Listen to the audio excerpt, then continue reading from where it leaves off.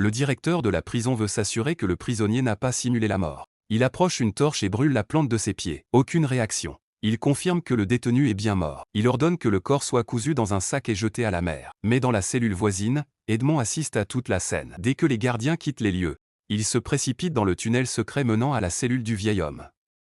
Après 15 années d'enfermement, il voit enfin une chance de s'échapper. Edmond transporte le corps dans sa propre cellule, l'installe sur son lit, et le recouvre soigneusement d'un drap, comme s'il dormait. Puis il retourne dans la cellule du défunt. Dans une fissure du mur, il récupère la carte au trésor confiée par le vieil homme. Sans hésitation, il prend sa place dans le sac mortuaire. Lorsque les gardiens reviendront, ils emporteront Edmond à sa place. Comme prévu, les gardiens arrivent. Ils ne vérifient rien et soulèvent le sac. Par précaution, ils attachent un lourd boulet de fer au pied du prisonnier. Une sécurité brutale. Une erreur imprévue. Edmond est précipité dans l'océan noir. Le poids l'entraîne vers les profondeurs. La pression de l'eau devient insoutenable. L'air manque. À une seconde de la mort, Edmond sort un couteau dissimulé. Il lacère le sac, coupe la corde, et laisse le boulet sombrer dans l'abîme. Il nage vers la surface. Il retrouve enfin la liberté. Mais il doit atteindre la rive au plus vite, car la prison ne tardera pas à découvrir l'évasion.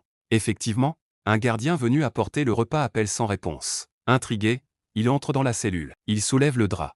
L'horreur apparaît. Ce n'est pas Edmond, mais le vieil homme décédé. Le directeur arrive et découvre l'impensable. Les deux cellules étaient reliées depuis longtemps. L'alerte est donnée. La chasse commence. Pendant ce temps, Edmond atteint la côte. Le vent marin frappe son visage. Il vient d'échapper à ce tombeau pour vivant. Le lendemain, Edmond marche vers ce qui fut autrefois sa vie. Mais les soldats sont déjà à ses trousses. Il échappe de justesse à la capture. Comprenant qu'il doit disparaître, il se faufile dans une maison isolée. Il y trouve de vieux vêtements. Face au miroir, Edmond découvre un visage qu'il ne reconnaît presque plus. 15 années ont transformé le jeune marin. Les souvenirs ressurgissent. Son arrestation lors de sa cérémonie de fiançailles. Les rires interrompus. L'accusation brutale. Sans procès, sans défense. Edmond fut jeté dans la prison d'If. Derrière cette tragédie se cache une trahison. Fernand, son ami, jaloux de sa réussite, désireux de conquérir sa fiancée. Les années de torture brisent presque Edmond. Mais penser à son père et à son amour le maintient en vie. 10 ans plus tard, un prisonnier creuse un tunnel pour s'évader. Il se trompe de direction et débouche dans la cellule d'Edmond. Ce prisonnier est un prêtre érudit. Il devient son mentor,